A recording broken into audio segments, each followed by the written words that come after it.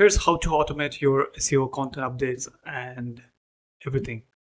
So first, what you want to do is go into the URL, and here go into the customization and go into the analytics and reports. So click on reports, and here click on create report and add your report name and connect your Google search. So now I have connected my Google search console and click on create report, and it automatically does for you. And I can also upload my logo, accent color settings, and etc. custom domain. I can also delete the report, connect it to the Google search console. Okay, all right, cool. So let me just go into the view report, and in the report, this is all automated, and I can send, we have got the entire every single thing.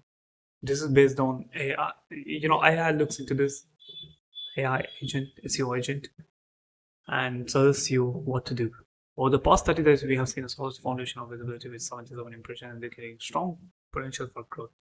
Okay, so we have got the clicks, impressions, CTR, average position. All right, cool.